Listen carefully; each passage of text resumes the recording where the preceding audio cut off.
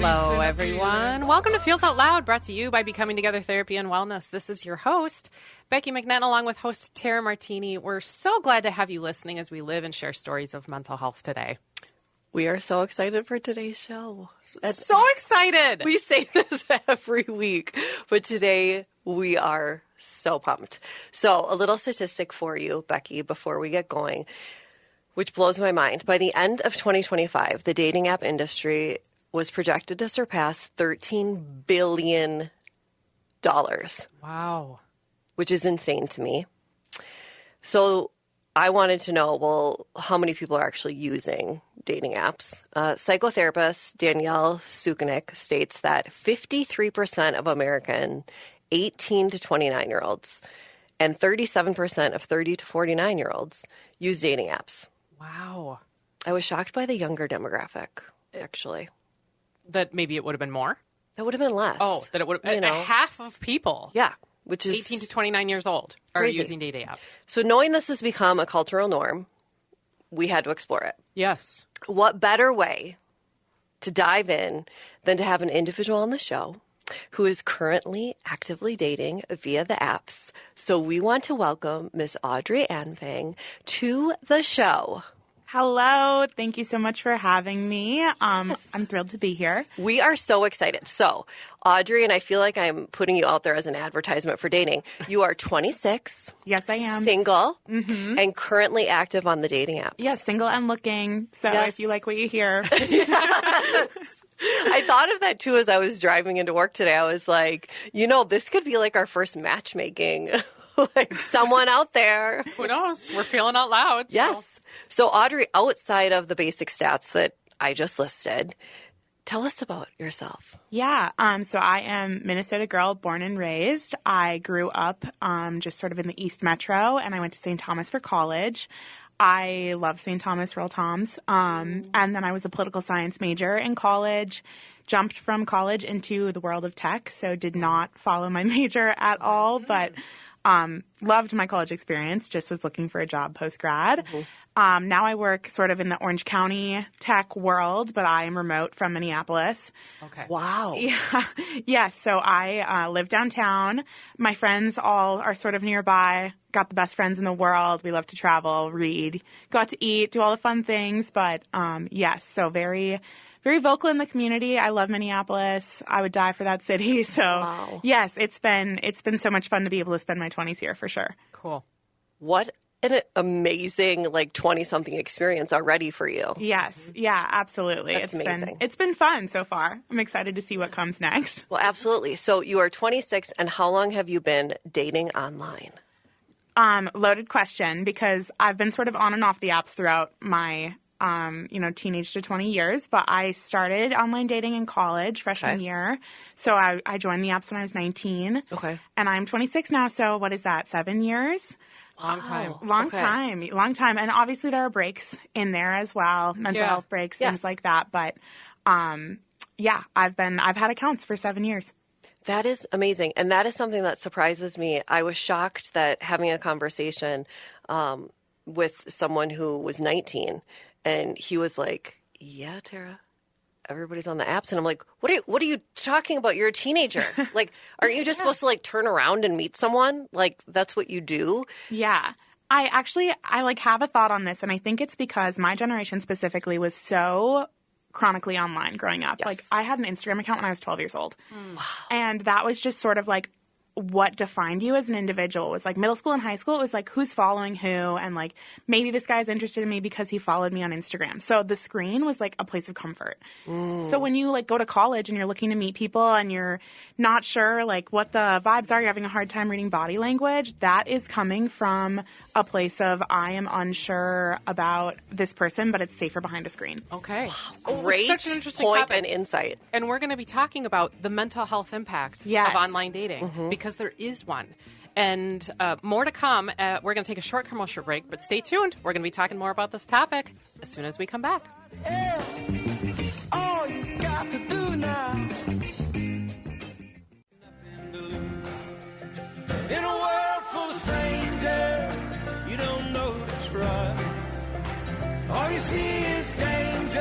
Welcome back to Feels Out Loud, brought to you by Becoming Together Therapy and Wellness. I'm Becky McNattin, along with Tara Martini. I want to dive right back into our discussion on mental health and online dating, because they are one and the same. They absolutely and are. impact each other. Yes. So a fun fact, I don't know if I've shared this on the show yet, but I am also an online dater. And the very first time that I used online dating was way back in, I think, 2013 or 2014. Okay. And to my knowledge, I think there were like two, Match and eHarmony. To my recollection, to my memory. Right now, I have been back on it for a couple months, and they're a plethora, and it was overwhelming. Like, there's Bumble and Tinder and Hinge and Match and Raya, and it's just so much. So I want to know, Audrey, what ones are most commonly used, just from your use and friends and just what you've heard? What are most commonly used by your demographic? Yeah, I think there's like the big three. And I'll clarify, Raya is sort of like a bubble, because if you can get onto Raya, you're on Raya. Yeah, it's you have to, it's kind of like an elite. Yeah, you have to like you have to be asked. Yeah, yes. Which is, I think, a ridiculous thing in itself. But it very much is, yes. But the big sort of three are going to be Bumble, Hinge, and Tinder. Okay. And I think Tinder, more so, for myself at least, has faded to the wayside, because that's not really what I'm looking for. What do you mean by that? Yeah, so Tinder is, I would say, sort of like the you're here for a good time, not a long time app. So you're looking for something maybe non-committed, something like quick and easy to like find a connection and maybe not maintain that. Okay. But if you're looking for serious dating, I would say Hinge is going to be the app that markets itself as the dating app that's designed to be deleted. And that's the one that, and I may be wrong, has a connection to Facebook? Like, it's almost like they're taking like connections or friends from Facebook and it's possible making algorithms through. Yeah, the algorithms on Hinge have been a real debated conversation, Yes. I would say, and I think they've changed over time. And I've seen them change for sure from my experience. I no longer think that their algorithms align with what their message is. Okay. Because I think all of these dating apps want to profit. And absolutely. Well, as we can see, and they are profiting. Right. And billions people of getting in dollars. relationships is not going to help them profit. So Valid. They're not necessarily designed to help you find the one, and they're not going to set themselves up to be super successful unless you're willing to pay for those paywalls. Yeah. So it's really interesting when you think about it. But my big two are Bumble and Hinge that I'm on frequently. And I think there's different pros and cons to both. Hinge is very limited on like how many matches you can have at one time, how many people you can be speaking with, the amount of likes you have in a day. It's supposed to be more intentional. Bumble I like because it's similar to the Tinder sort of space where you're swiping and you can't see who likes you. And it's just sort of if you have a match, you have a match. But it's also like encouraged that the female messages first on Bumble. So you have a little bit more control over the conversation and the situation. And you sort of can control the narrative of how the conversation goes right off the bat, which I think is nice to have as a young woman that's dating and trying to figure it out. I agree, and I'll speak for the old women out there. Everything you just said, I agree with. I think Hinge was there were less matches and things like that. Yes. And then Bumble, what you said about the control factor and being female and being able to make the first move and having control of that. But also what I like about Bumble was the idea of if you're a female who hesitates of, well, what am I supposed to say? Right. They have those little sentence starters that you can send. So for those that struggle with that first communication of, oh my goodness, I don't want to say, hi, how are you? There are things. So they do help in that communication piece. Totally. So yes, I feel good that the young person is saying Bumble, and that's the one that I was on. Yes, yep, yeah. Bumble, I would say, is my most successful in terms of dating. Yeah, what do you like about the dating apps? Yes. Such a good question. I don't know if it's necessarily what I like about them, but I think that it's like a means to an end that I feel can be successful. I've seen people be successful with them. Yeah. So I like the fact that you can see sort of a variety of different types of people. I like being able to sort of envision myself with different types of people and their profiles that they've created and understanding what's important to them. And I just like the options that exist out there. I think it's a double-edged sword, though, right? Because you've got so many options as well. So I really do. I enjoy being on the apps, and I enjoy the instant connection. And when you're feeling like there's not any sort of wild connection in real life, having that option is really nice. Yes. But at the same time, it can really impact your mental health as well. It absolutely can. And I think for the older generation, I think the plus is, particularly if you're parents as a single mom, I don't have time to go out and kind of meet in the wild, Right. where it was a nice thing of when she was sleeping, it was my time to do that. So wonderful, like you said, to do those things and also really get, a wide selection as far as different types of people and different things like that. But also that leads us to, there are positives. As one of my friends, an online dater, says, the experience of getting matches, connecting with others, and fun banter often results in dopamine hits, which provide benefits to our mental health. Yes. But while there's benefits, it can also be exhausting. So, Audrey, how do you feel after a session of swiping? I think that you really have to ask yourself why you're swiping, right? It's because there are going to be times where I am feeling like I need to open the dating apps because I'm behind, because I am not where I want to be in the stage of life that I'm at, because my friends are getting engaged, because they're buying houses, because they're getting married, and I'm still here. So it's an obligation. Right. Yes. So there are days when that is the reason you're on the app. And 9 times out of 10, when you run out of likes or when you decide to put it down, you feel so much worse because it is just a plethora of more and more that it feels like you're starting from square zero. Sure. And it's like, oh my gosh, I have to go out with these people now and I have to meet them. And what if they don't align with me in all of these different ways? And yeah, I'm on the right steps, but it doesn't feel good. And then there are times when you, I think, are in a really great space mentally and you're just actively looking for a real connection. Yes. And then you feel better because it's like, oh my gosh, I've made some really great matches today. We'll see how things go. But I like talking to this guy. I think that he's really fun. And like, he gets my sense of humor and we're witty and we can talk to each other really quickly. And I'm like, my friends always say I'm very quick. So like, if I don't have that immediate sort of banter, witty connection, it's a no for me because I just know that I'm not going to be interested for that long. So I think it's, it depends on the day, but I would say more than not, it's tiring because it's just, you're not finding the matches and it's so few and far between that you do find one where it aligns with what exactly you're looking for. Yeah. I think you bring up such good points, and we'll talk about one of the points you bring up a little bit later about when is a good time and when is not a good time. Right. To really delve into the world of online dating. Have you ever felt dating fatigue? Totally. Where you just needed to take a break? Yes. From the dating app? I am right now coming off of a dating break. So I was on a dating break from like November until now. Okay. I just recently re-downloaded the apps a few weeks ago, but Okay. Yes, because I think, and it takes time to get there, right? Like you learn throughout your times on dating apps what works for you and what doesn't. And for a really long time, I never deleted them. And then it got to a point post-grad where I was like, this isn't serving me. I know that like my person is out there, but I'm not finding them right now. So I need to put this down. And I actually would delete my Hinge account so many times that Hinge told me I would be banned if I did it again because they thought I was a bot. And I get it. Like they're trying to protect their users. Oh. But so now you have to be like more careful about just put the account on pause, don't delete it because you will be removed. There we go, everyone. Yeah. Public service announcement. Right. So yeah, absolutely I take breaks. And I think it's important to take breaks and recenter with what you're looking for and maybe where you're at in life. Because not every stage of life is going to be a dating stage. And when you're going through a lot at work or with family or with friends, sometimes you're not in a place to commit yourself to getting to know someone else as well. Such a good point. Very good point. Something that I hear often is the choice that can be on dating apps, and how do you cope with that kind of choice overload?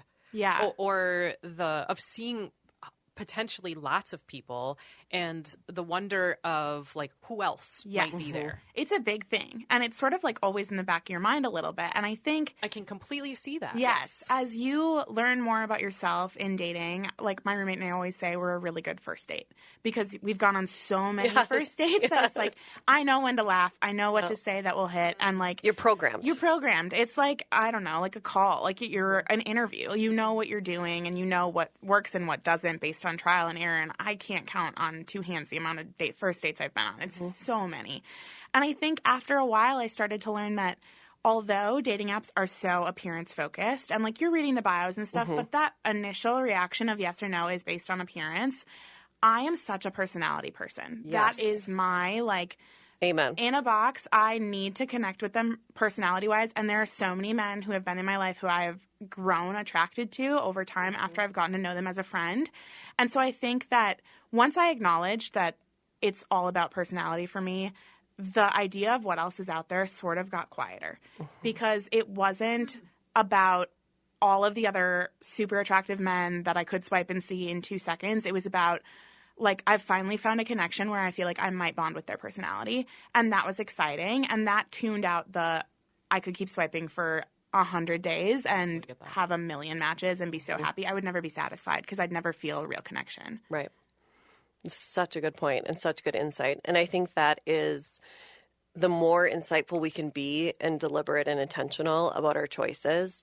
And I think one of the points as I was interviewing people for this episode, there were certain things that came up. And one of them was that about you just have to be so intentional on the apps about, because you are literally, as much as you want to say you're looking at the little details underneath, it is purely physical. Absolutely. Am I drawn to that person?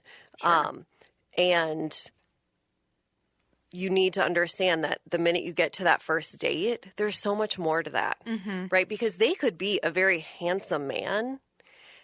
So you get to that first date, but oh my goodness, their personality and your values don't align. And that's huge. And then their physical appearance means nothing. Right. Right? Right. And so it's really sticking true to your values and things like that. And that's going to get to the second or third date. So now we need to bring up some terminology that even Becky, who has never been on a dating app, I have faith you've heard of these terms. Definitely want to talk through some of these terms that commonly occur in online dating. Yeah, and even in just dating in general. I think we hear these in the office. I think we hear these in sessions. I think they occur in friendships, too. I think they occur in any relationship. Yep. Psychotherapist Danielle Suknik explains some of these terms. And the first one is ghosting, which is this sudden disruption in a relationship without any explanation from the person. The ghoster just vanishes. It's like they disappear, often leaving the other person with questions. Yes. And maybe some answering ourselves of questions that we don't actually have the answer to. Right. Next one, I never knew there was a name for this, orbiting. That's when someone ghosts but continues to follow the other person on social media by watching their stories or occasionally engaging in their content. Yes. Which would be so hard to know that that's occurring. And then we have breadcrumbing, which is when someone drops these little tiny tidbits of attention. It could be flirtatious attention. It could be just a noticing to keep the other person interested, even though they have no intention of developing a relationship. Some classic signs of breadcrumbing are not responding to messages for long periods of time, vague communication, and avoidance of discussion related to feelings, something that would seem like maybe it's growing in commitment. And this could really be any kind of relationship here. So, Audrey, any of these sound familiar? Oh, so familiar. And I'm a seasoned vet at all of these.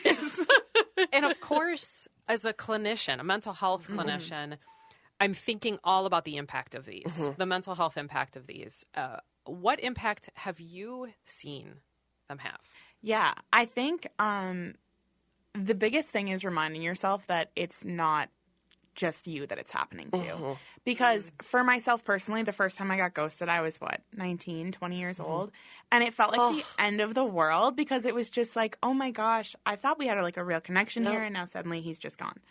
And it made no sense to me, and I spiraled out entirely. And my friends, God bless them, but all of my friends are in serious committed relationships. They've been with their people since high school, since early years of college. So it's just they've never really had the dating app experience in the same way. So there was no one there that was like, I get it, and I've experienced it, and it's going to be okay. And then you start to meet more people, and you start to understand that unfortunately, it's just a part of the culture of dating right now. And so I think that coping with it is just understanding that it's like, okay, what's meant for me will find me. And that was not meant for me, because if it was, it would be here. I'm such a firm believer in nothing meant to be in your life will require a tight grip. And so if someone chooses to leave my life with no explanation, that's not mine to carry. Right. Wow. And it isn't. Right. It isn't. You also have to remember and give yourself some grace, girl, because at 19, developmentally, your brain can't even process that idea. Yes. So for sure, at 19, you are going to take the concept of ghosting and internalize it very differently than you are at 26 when someone ghosts you. You're able to look at it from a very different perspective. Yes, and I think it takes so much time to learn. So the perspective I have now was not the perspective I had when it happened the first 3 times. Yes. Like, the perspective I had then was like, oh my God, my life is over. What's wrong with me? Correct. But after you take some time to really get into the space of dating and you understand it's not you. It's entirely the communication style of the person that you've chosen to spend time with. And it's certainly any time through our life, having someone who we've felt a connection to can cause us a reaction, even if we psychologically understand or intellectually understand what's occurring. So people who are ghosted, it can feel like their basic needs of belonging or self-esteem or need for control are threatened. It can be hard for us to trust people. People who have experienced breadcrumbing are significantly more likely to have feelings of loneliness, helplessness, less life satisfaction because of the lack of intimacy there. Right. And as far as victims of orbiting, they report feeling levels of exclusion and also that threat to their basic needs, but less so than victims of ghosting. And that whole piece of orbiting, it's that ambiguity. It's that not knowing. So you sit in that wondering. Yeah. If that other person, well, maybe they're still attracted to me. Maybe they will eventually want that relationship. So you're sitting in the wondering and you're sitting in the questioning. Yes. And I think which is an awful state to be in. A lot of people find comfort there too, because it's the only thing they've ever known. Right. So if you've only been on dating apps and you've never been in a successful, committed relationship or something that was healthy, and a different example of what that is, you find the breadcrumbing and the orbiting sort of comforting in the fact that maybe there's someone out there that might be interested in me. Well, honey, because there's hope then. Right. And so I think that it's a real balance of identifying what's unhealthy and who's not supposed to be in your life, versus the people that are giving you an attention here and there, because there's no example of what healthy love looks like if that's your only example of it. For sure. And I think you have said it so beautifully of, well, what do we do when these patterns happen to you? And I think, one of them is we know that when this happens, we create this narrative around it that can be very unhealthy and lead to self-talk. But like you said, when it comes down to it, if we keep reminding ourselves, this is so not about us. And this is more about the person and the communication style they have and the issues they are struggling with, and not about us. But that's hard to do at 19. Oh my gosh, it's hard to do at 26. Yes, hard to do at 46. You develop so many connections with people, and if you care about someone, you don't want them to leave your life, even if they don't care about you. Accepting that they don't care about you is so hard. So hard, especially when you're just an emotional being. Yes, right? You lead with your heart. Absolutely. And your emotions. Yes, I'm a Virgo. I'm a highly emotional individual. That's just who I am. Yes. The other thing, too, and you touched on it, we both touched on it quite early in the episode, is a really important thing that the author says to do is it is crucial to take inventory of your values and to not lose sight of those. Yeah. So, yes, that person may look so good looking. And you may read the profile and go, I don't know. But you keep going back to their face. Right. And you sit at the date and go, I don't know, but looking good. Well, at the end of the day, go back to those values and don't stray from those, because at the end of the day, that's going to make the biggest difference between whether you're happy or not, or whether this is a healthy relationship or an unhealthy relationship. And keep going back to that, and that will keep you grounded in your space. Yep. Totally. So important. So we've discussed the unfortunate things that can go wrong. But what if things go well, girl, and you end up meeting this person in real life, sitting across the table at a restaurant with them? What is your experience with the meetup phase? And does it cause any anxiousness for you? I mean, you said you've nailed the first date. I have, yes. But there was a time when I was so anxious. It Okay. was, you feel like you're going to throw up. You've got all of the big feelings of I've never met this person, and like the also sort of constant reminder of I've never met this person and I'm meeting up with them right now. Like that's sometimes scary. And I think especially as you're still developing in who you are as an individual and, standing behind everything that makes you who you are, opening that up to be interpreted by someone else is really scary because it's like, what if they don't like who I am? Totally. And I don't even know if I like who I am right now. So I think that is like a whole nother layer to it. But where I'm at in dating now, no, it's not something that I get anxious about because I'm so comfortable with who I am as an individual and what I bring to the table. And if it's not for them, then they weren't meant for me. And I'm not going to change myself to be someone who would want something else from me. But there was a time in my life where I probably would have because I was trying to figure out what dating looked like and what it meant to be a supportive partner and show up for someone. That doesn't mean change who you are, turns out. Right. It doesn't. means continue to be who you are. So I think in terms of anxiety and all of those sort of stressful feelings when it goes into dating, I feel them more now as things get more serious because it is a bigger commitment and it's, can I envision a life with this person? Can I share these things with them? Do I feel comfortable putting those walls down and being someone that can share? I'm a very private individual. And so like when I choose to open up to someone, that means something to me. Yes. But there are some people that are not so private in that sense. And so then they open up to everyone, and maybe that means more to me than it does to them. But I now interpret this as, okay, we're building a relationship here. But realistically, they're telling everyone and their mother these things. Right. So I think, there's the initial anxiety of going on the date, which I've surpassed, but so many women and men haven't, and that is so fair to not because it is meeting someone new and it's so scary. But then there's the anxieties of like building a relationship with someone you met online, and that's scary too because you don't have those feelings of, well, my best friend's mom recommended him to me, so he has to be a good guy. Those things don't exist. And then you hear the horror stories and all of these other things, and it's like, you really have to trust that gut and continue to show up for yourself because no one else is going to show up for you in those spaces. And so I think the anxieties are there, but they just show differently depending on what stage of dating you're at. And I think you bring up such a great point of trusting your gut because I would say from talking to people and then for myself. So I just went off the apps because I did find someone. And so exciting. It is so exciting, but everything you just said is so accurate, right? In that he is a wonderful man, but I literally know only what he has shared. Right? Yes. I don't have a bestie who's like, girl, I'm going to set you up with this person. There's no connection. It's just what he has shared with me so far. So it's just trusting the gut and going, I feel he's a good human. Therefore, he is. Yes. Right? Right. And giving yourself grace and understanding that you don't need to fast track anything, especially when it comes to online dating. Like, for the first 3 months, he was the greatest guy, and maybe in 5 months, things change. That's okay. Like, it is okay. You're allowed to accept the fact that you didn't know anything about him going in, and you learned something about yourself in the process. I think so many people tie so much to time, and it's like, I've spent so much time, I don't want to go back on the apps. This is comfortable, but he's not who I thought he was. And to your point, going back to what you said earlier, I think it's so important to remember because you said all of your friends are newly married or engaged or whatever. And I think that time piece causes anxiety because you, in the back of your mind, go, okay, we're 5 months in and now I don't know. Right.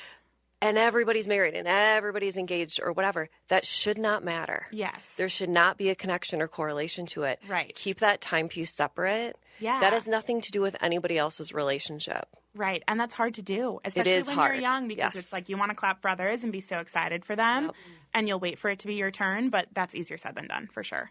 For sure it is. For sure it is. So we've met someone we want to date. Things are going well, but the app might still present an obstacle in this relationship. So I want to share a scenario that a 20-something online dater stated that I never thought about, and I'm wondering, I would love to get your perspective on this. She stated that the biggest negative aspect for her wasn't finding someone online. It was the hit to her self-esteem once she had found someone because she knew he still had hundreds of options out there still on the app. So she could never truly feel secure. Thoughts on this? Yeah. I think that it is such a fair feeling to have. And I think that there are so many men and women who feel this way about dating.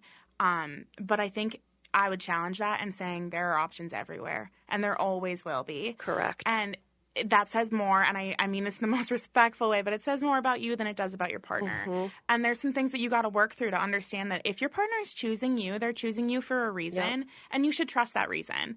And if things don't work out, then things don't work out, but then that wasn't meant for you.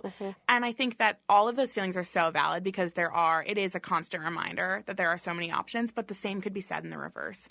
You're on the apps. There are so many options for you as well. But you're choosing this person because you see real value in them. So assume that that's the case in the reverse as well. And if there's issues with trust and bigger things like that, then work through those outside of the definition that is a dating app. Because there's something bigger on the brain then. What a beautiful You got it, girl. outlook. Yes. Yeah, I have a strong sense we may need you back. Anytime. I love to talk. I love this. Does not getting matches or receiving no applies affect your self-worth, although, this is how people date, right? Like, this is the norm. Everyone's used to it. Yeah. Talk about that. Yeah, I think that it does. I think that, again, it sort of circles back to that thought of why are we on the app?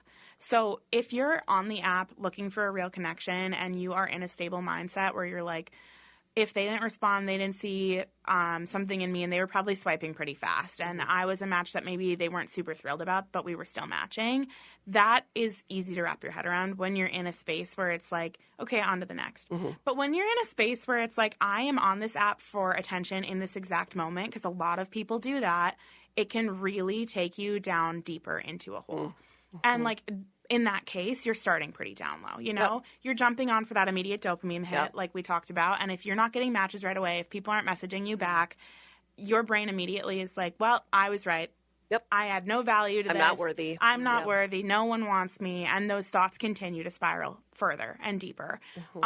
So again, I think it's about being intentional with when you're choosing to use the apps. And if you're feeling down and you're like, wow, I need some affirmation, I need a dopamine hit, maybe turn to a friend in that moment instead of a dating app. For sure. And I think a word you used twice was need. Yeah. As far as a tip, and a fellow online dater who is in her 40s said this, don't be going online if you need something or someone, or to fill a void, or for that dopamine hit. Go when you want.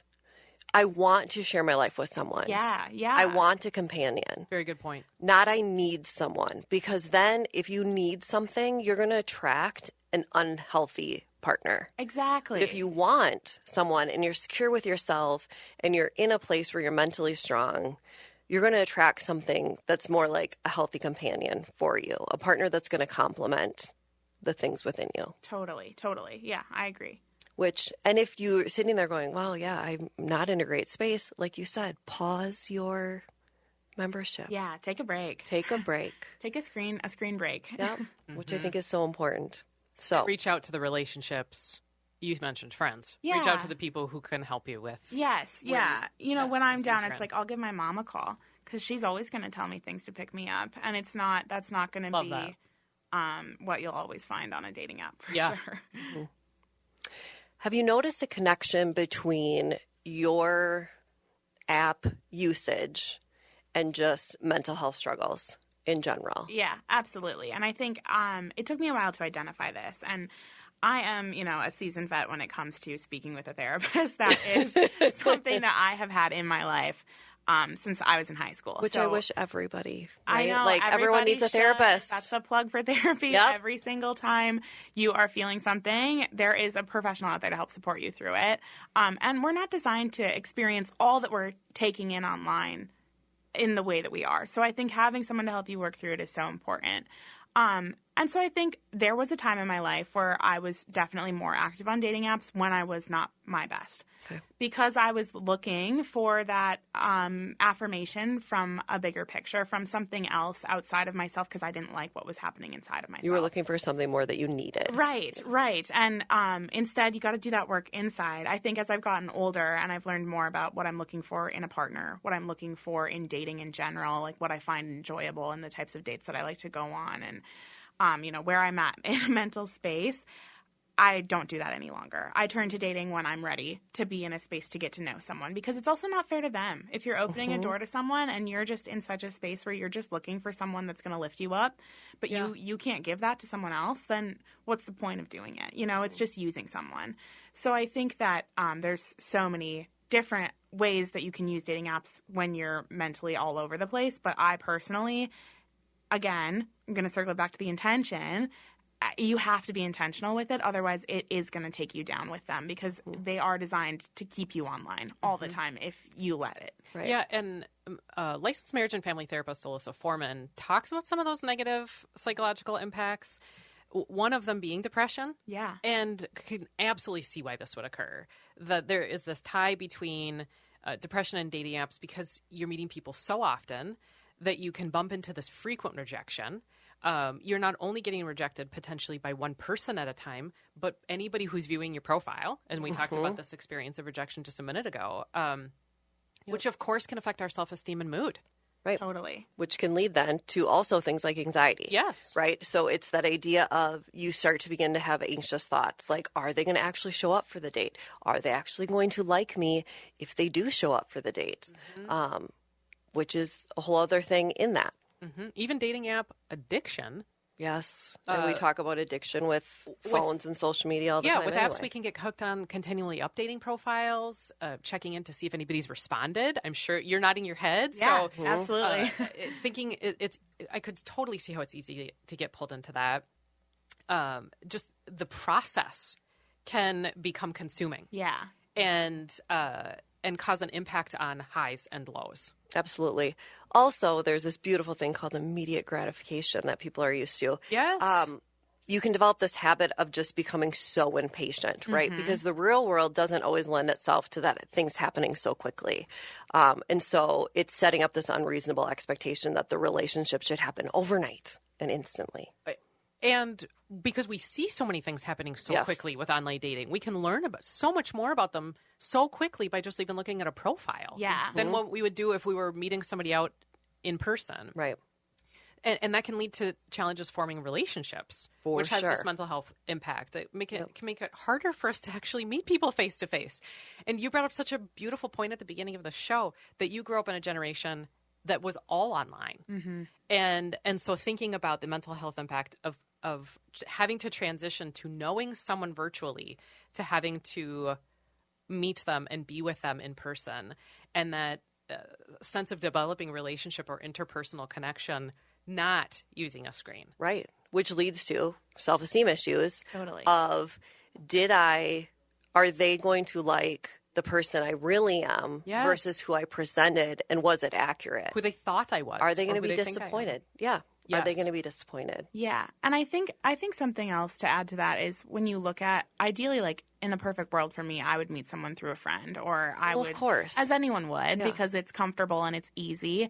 But dating apps take out the gray space, because if I've met someone through a friend and I'm attracted to them, or I feel like we have a connection, but I don't know how to gauge that, dating apps remove that entirely, because the intention is clear when someone matches you that they find you attractive, that they're interested in getting to know you. Yep. That's one of the coolest things about it. Right. You know, mental health impact on a sense of confidence too. You know, we highlight the negative side of self-esteem, but you know immediately the point of them matching with you was that they wanted to match with you. Right. Yes. There's no ambiguity there. Yeah. Yes. And when you struggle with the gray area, which in my life in so many places I have, where it's you develop these close friendships, there's all these different things going on, and you're trying to navigate what's happening here.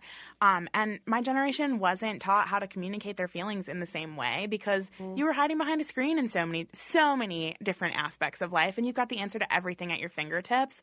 So having somewhere where it is clear, and yes means yes and no means no, and you know, if it's not a yes, then it's a no.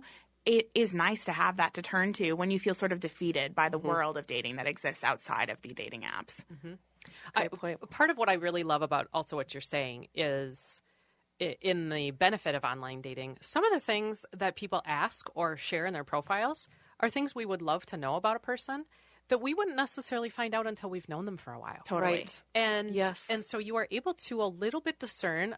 It might be a little bit more immediate gratification, as you mentioned, Tara. It might pull us on the side of, like, I know this quickly it would have taken me months to find it out. Yes, but thank you. But we're learning it. Yes. And we are able to say not a fit or a fit. Yes.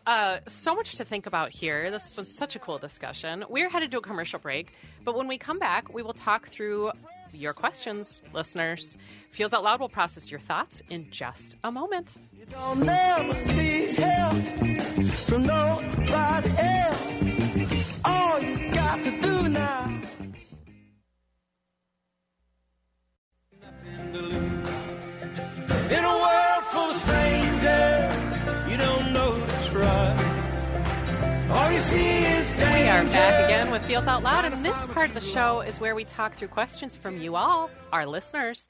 If you have a question related to mental wellness, sharing feelings, or topics for each week that you would like us to process through, please visit our website at becomingtogethermn.com and find the Feels Out Loud page to submit a question directly. Or email us at contact@becomingtogethermn.com. Of course, follow us on social media as well. We really do want to hear from you and what you're wondering about, everyone. A ginormous thank you to our listeners who have sent in questions about online dating. This one stood out right away, so I needed to ask this one because it pertained to a little bit different of a demographic, and I loved her honesty. It says, I am a 50-year-old single female who works hard and loves her independence, and I have no interest in those dating apps. Is there an alternative to dating apps that isn't traditional dating? Yes, my dear. There is an alternative. A couple just really quickly that you can go and research, and I know there's access to. I've researched these and have friends that have used them, so I can vouch for them. It's Just Lunch is a matchmaking one where they do all the dirty work for you. You just show up. They even tell you where to go. It's Just Lunch. There's speed dating for all ages. And there's something called Events and Adventures where, again, they do all the dirty work. You just show up. We have one final question rather than a viewer's question. Miss Audrey, I would love to know final tips, advice for all the beautiful online daters out there. I think the best thing you can do is just be yourself and trust that what's meant for you will find you.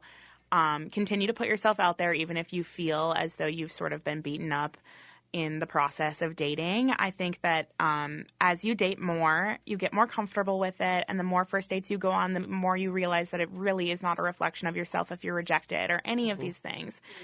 So continue to be kind to yourself and give yourself grace and take time when you need to take time to take a break from dating. And choose yourself every single time, because when you find the person that is a good fit, they will choose you too. So it's trusting the process and allowing yourself to just be who you are and continue to show up authentically as yourself. I have a friend, he tells me all the time, why would you want to be anyone other than yourself? And why would you want to make space and give time for someone that doesn't want you to be yourself? Exactly. Because there is no room for that in your life. Life is short. It feels long sometimes, but it's really short. And if you're doing anything other than honoring yourself and choosing yourself and putting yourself first, you're not making the most of your life. So I would say just continue to be yourself. And I know it sounds cliche and everyone says it all the time, but I really do mean it. And I think the more that you date and the more comfortable you get in the space of online dating, the more you'll realize that it is really important, because the people that you're meeting and the relationships that you're creating and the connections that you're building, if you're not authentically yourself, you're not actually building a real connection that's going to benefit you in the long run.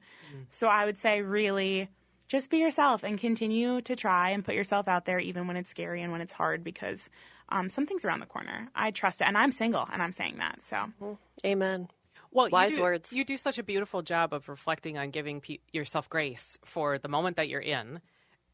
We talk on the show all the time about self-compassion, responding to our moments with curiosity and not self-judgment. You do such a beautiful job of saying, hey, apply that to the dating space. However you're feeling, if that might mean that you need to take a break from online dating too. Take this moment, take note of self, and then respond to that with compassion. Right. And, you're going to go on a bad date. That's going to happen. That's inevitable. Yep. So take what you learn from that and apply it to the next one. Well, I always say really bad dates create really good stories. They do. The amount of stories I have could be an entirely different episode. See? Yeah. Episode upon episode. So this has been an amazing discussion. I'm laughing because I'm thinking about how many stories you two could tell me. Oh, girl, we could write a book. But we're already at the end of our show today. Thank you for listening this morning, everyone. Join us next week as we explore the concept of uncoupling with our special guest, Andy Garbers. And in the week ahead, be kind to yourself. Remember, connection fosters wellness, and your voice is one that the world around you needs to hear. Share yourselves, friends. Some